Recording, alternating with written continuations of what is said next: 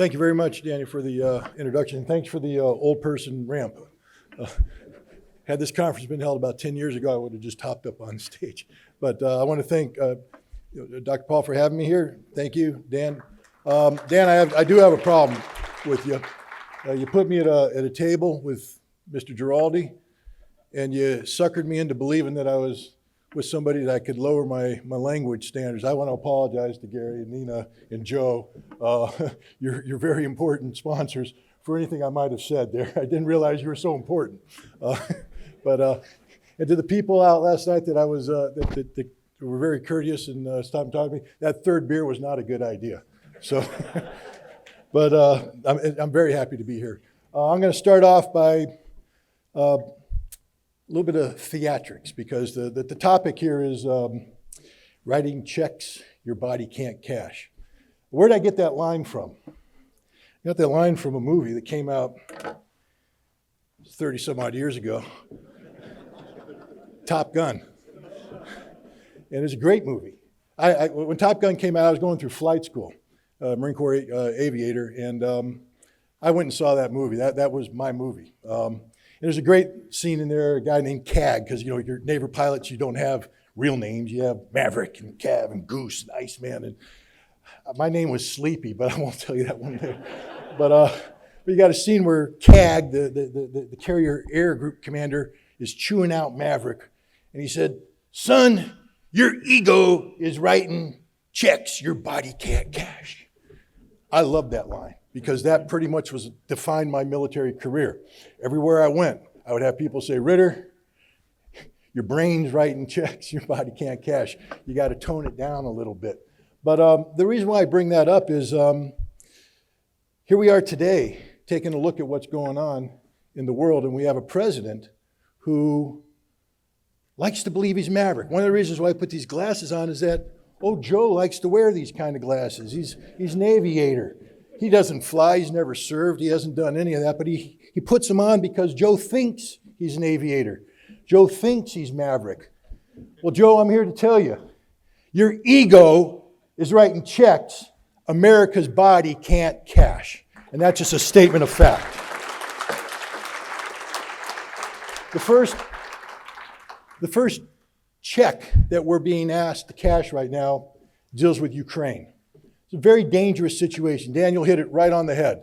We're not just talking about, a transformative moment in geopolitical history in Europe. We're talking about, if this thing goes south, we don't wake up tomorrow. And I want to reemphasize that, ladies and gentlemen, because somehow today, in 2022, we have forgotten the lessons that I knew when I was in the military in the 1980s. That thermonuclear war is a reality. And it's a reality that means the end of humanity, all humanity. And it's not going to be instantaneous. It will be for some people who get the 500,000 degree suntan, flash, boom, you're done. But for the most of us, it's going to be a very lingering death. Starvation, radiation.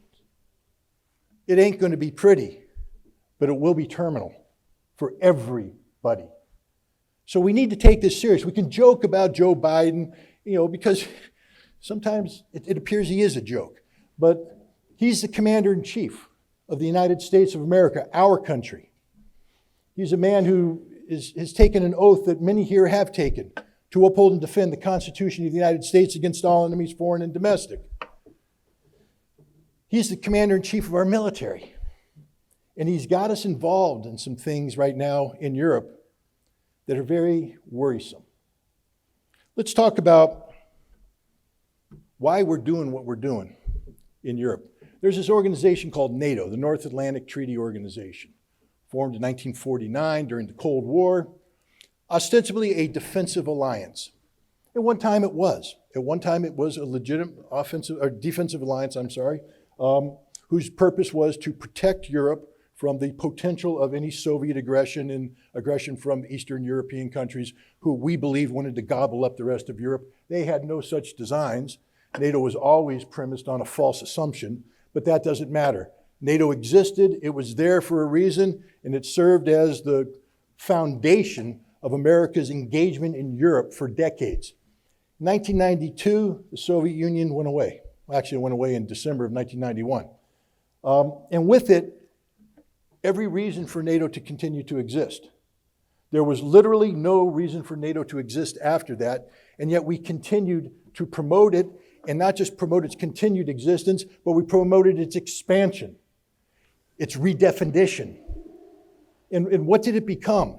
It stopped being an organization that focused on the security of Western Europe, and it started being an organization that talked about expanding European transatlantic power on a global stage, a global platform.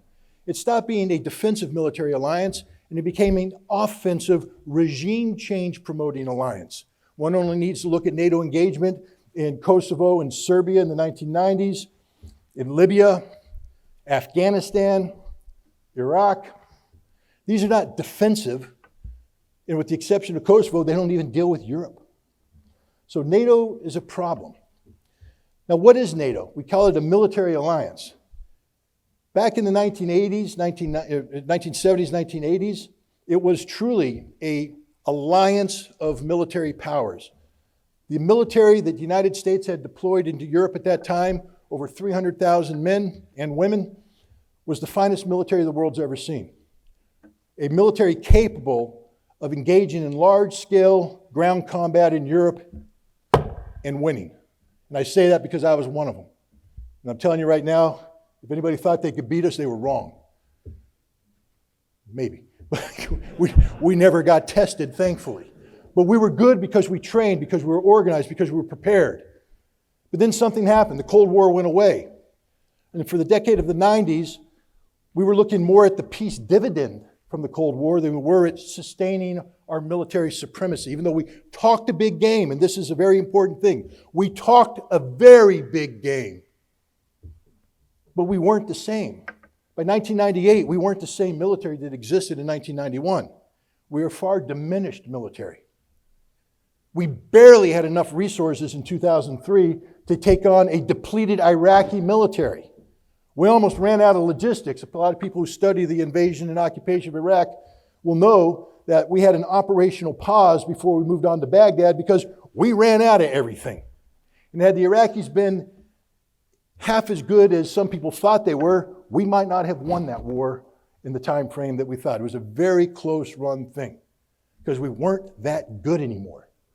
And then another thing happened after 9/11. We started getting focused on low intensity conflict. We're fighting wars in Afghanistan and Iraq, but not the kind of wars where you close with and destroy the enemy through firepower maneuver involving hundreds of thousands of troops, tens of thousands of tanks, thousands of aircraft. We're talking about small unit conflict where patrols are going out of platoon size, company size, maybe of a battalion-sized operation. We forgot how to fight big war. We didn't train for it. And I'm telling you right now, if you don't train for it, you can't do it. You can't do it. And we spent 20 years fittering away every advantage we once had, where once no one could stand toe-to-toe with us. And again, I'm just saying that if somebody was there. And thank goodness nobody tested us, because sometimes being a little too cocky, you pay a little bit of price. But we were cocky because we were good because we trained. The military that exists today is a byproduct of 20 years of neglect. We do not have a military today that can fight a large-scale ground war in Europe. We do not have a military today that can fight a large-scale ground war in Europe. I'll say it one more time because this is important. We do not have a military today that can fight a large-scale ground war in Europe. And yet, what is the president positioning us to do? Fight a large-scale ground war in Europe. Ladies and gentlemen, if we fight the Russians, we will lose. We will lose hands down. It won't even be close. NATO doesn't exist anymore. Oh, it's there as an organization. When I was in, the British had the British Army on the Rhine. Around 80,000 guys, highly trained. Today, they barely have 80,000 guys in their entire military. Ask the Brits to put together a brigade and send it out their island into Europe. They can't do it. They can't do it. Ask the French. They can't do it. Ask the Germans. They can't do it. No one can do it. This is why Joseph Borrell, who is the head of foreign policy for the European Union, is freaking out right now because he recognizes the trajectory that Europe's on, which implies the potential for combat with Russia. And he says Europe cannot beat Russia in a war. That's an absolute statement of fact. People talk about the Russian military today, and if you read our newspapers, you listen to the news, you're thinking these guys are just a bunch of local yokel bumblings. They can't fight. They can't do anything right.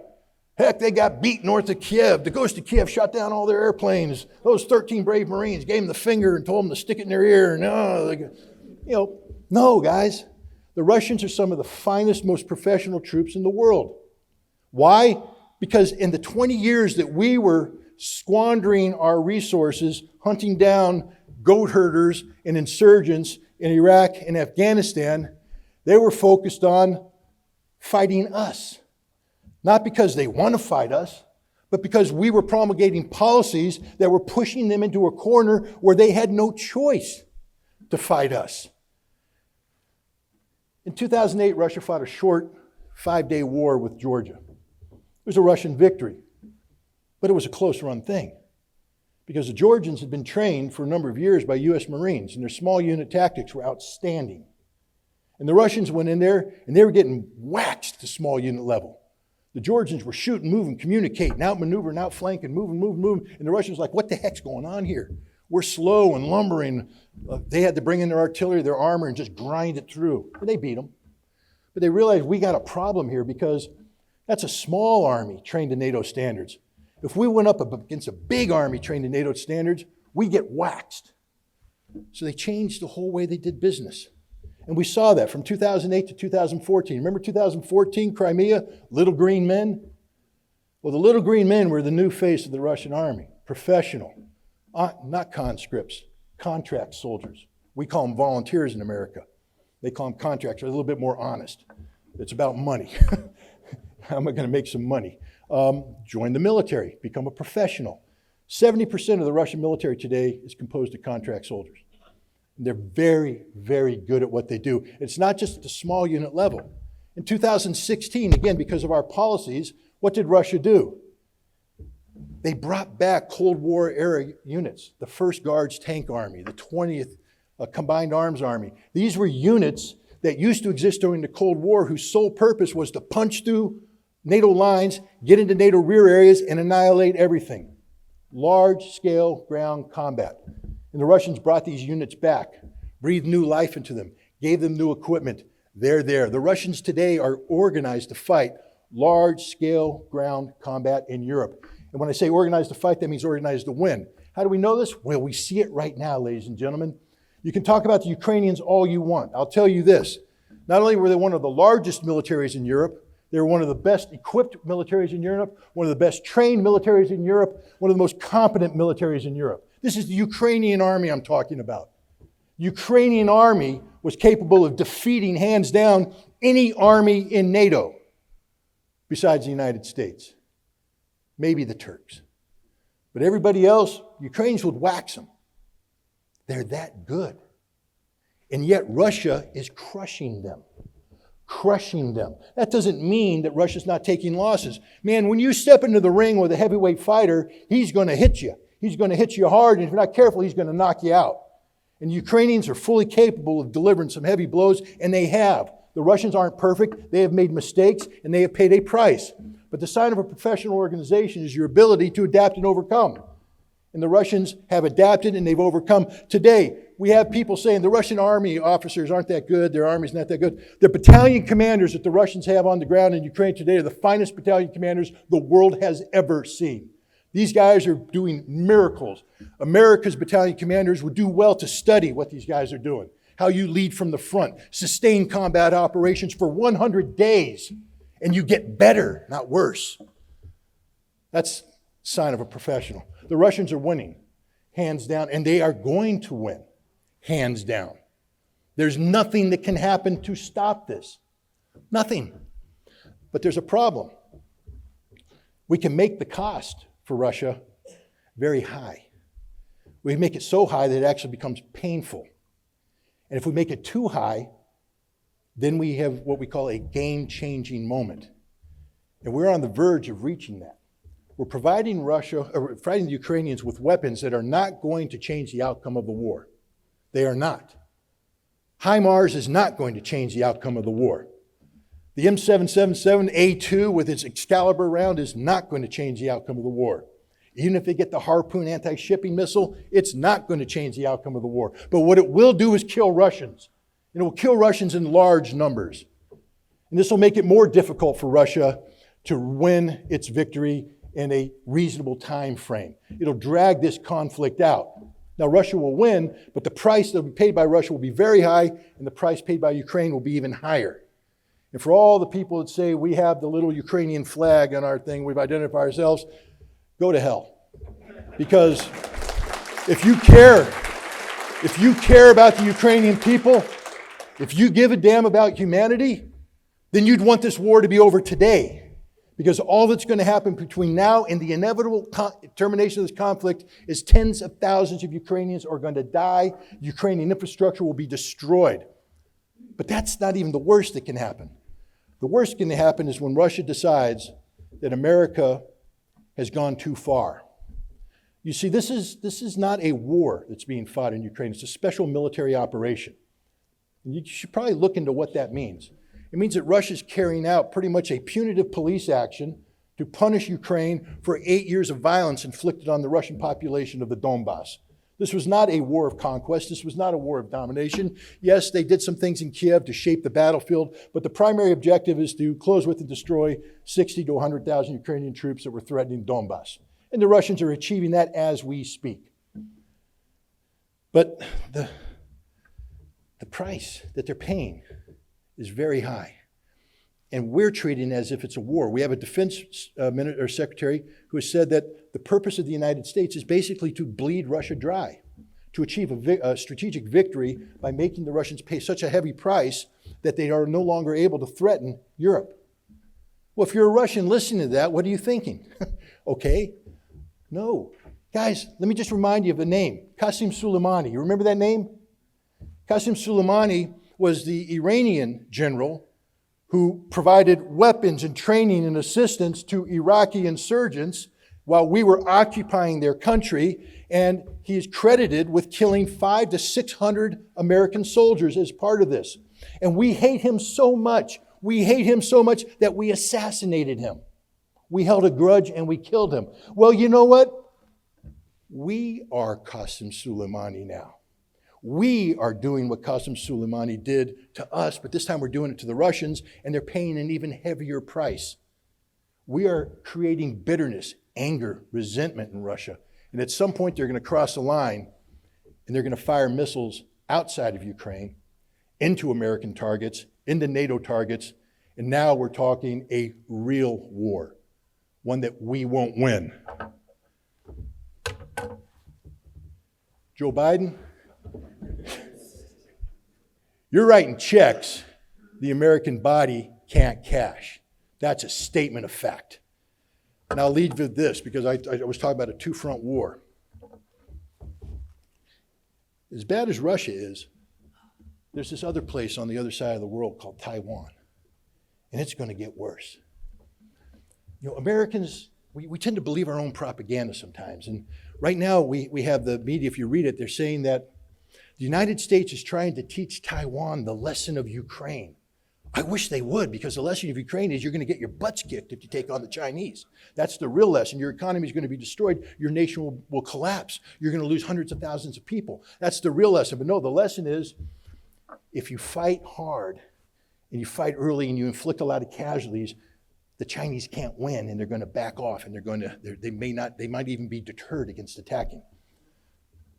The problem with this thinking is, just like we don't know Russia, and I think you hit it 100% correct. I mean, I've talked about this in the past, how the American political machinery right now is advised by some of the most ignorant people about Russia.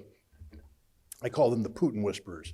People who think they know Putin, they've never met Putin, but they've written PhD theses on how bad Putin is.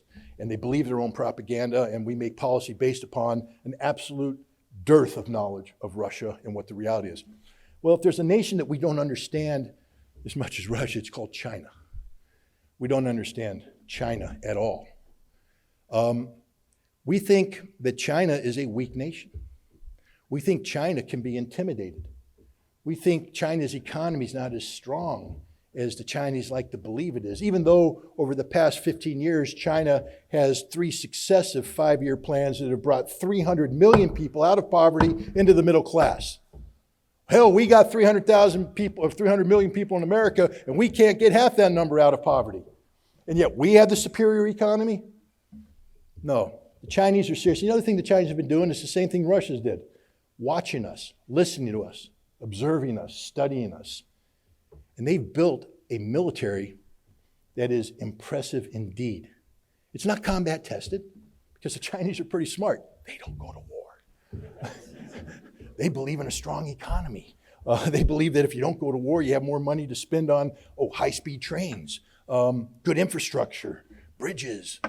They're not perfect. No one's perfect. I'm not sitting here saying that I want to live in China. I don't. I want to live in this country. I would just like us to do half the things in infrastructure that maybe the Chinese have been doing. Maybe my roads won't have potholes. Maybe my trains will run on time. Maybe the subway station, I'm not threatened to die every time I step in by concrete falling off the roof. These would be nice things to have. But the other thing that the Chinese are doing is they're serious. It's just like Putin don't bluff. I mean, that's one big lesson to take away from this thing. Putin don't bluff. When Putin says he's going to do something, he's going to do it. And I think he's proven that. So when Medvedev says we're going to strike decision centers, that's Putin speaking. They don't bluff. They're going to strike decision centers. And then we're going to deal with the consequences. China has said, if you act in a manner which indicates that Taiwan is pursuing a path towards independence, that Taiwan is no longer accepting that it is part of China, that if you seek to improve the military of Taiwan so they are emboldened into believing that they can actually withdraw and withstand a Chinese counterstrike, then we have no choice but to pursue non-peaceful means of unifying Taiwan. They didn't just make this up. I mean, we have this way of thinking in America where we say the Russians and Chinese are very impulsive people, very impulsive. They just knee-jerk reaction to everything. Putin's been saying this stuff about NATO and stuff since 2001. It came to the forefront in 2007 at the Munich Security Conference. He's repeated it over and over again. There's nothing new about this. China in 2005 passed a law, the anti-succession law. It's linked to their constitution, and it basically says that if Taiwan, that the policy of China is the peaceful reunification of Taiwan. That's what they want. And they're willing to bend over backwards to make this happen and be as patient and wait as long as possible. But the moment Taiwan starts to act in a manner that looks as though they're going to be independent, it will be instantaneous. China will go in there and they will crush them. Well, what has happened in the last couple of days, ladies and gentlemen? We have the President of the United States traveling to Asia, where someone says, if China attacks Taiwan, what will America's policy be? Well, we'll defend them. But what happened to our policy of strategic ambiguity, where we were pretending that we weren't going to defend them, so we mollified the Chinese so that the Taiwanese wouldn't act impulsively? That's out the window. But that's okay, that's just words. Words mean nothing. But then Tammy Duckworth shows up in Taiwan. She's sponsoring a bill that promises a couple things. One, to put pre-positioned military hardware on the soil in Taiwan so that American troops can fly in and marry up with this equipment so we can rapidly come to the defense. This will never happen, ladies and gentlemen. Why? Because China will invade Taiwan. China will invade Taiwan sooner rather than later. We're not only in danger of getting involved in a war in Europe that we can't win, we're in danger of promulgating a conflict in the Pacific we can't win. That's a two-front war that we can't win. We can't win it. So why are we doing it? Because we have a commander-in-chief whose mouth has no checks and balances. We have a population which has been made stupid, I guess, is the most polite word I can, from exposure to a media that's no longer in the business of informing the American people, but entertaining the American people. You remember that old line, if it bleeds, it leads? Nothing bleeds more than war. And there's nothing the mass media likes more than a war that they can put out there every day, change the narrative, make it horrible, and the American people tune in like the compliant little brain dead people they are, and they just eat it up. Because other people are dying. Because the Ukrainians are dying. Because the Taiwanese are going to be dying. But let me just give you a news flash. When we go to war against Russia and we go to war against China, we're going to be dying. And it's not going to be in small numbers. This isn't Afghanistan. This isn't Iraq. This isn't where a bad week was 7 Americans dying. This is where a bad hour is 5,000 Americans dying. This is where a bad day is 15,000, 20,000 Americans dying. This is where a bad week is 60 to 80,000 Americans dying. In conflicts, we can't win unless we go nuclear. And then nobody wins. Everybody loses. Joe Biden, your ego and your mouth are writing checks the American body can't cash. Thank you very much.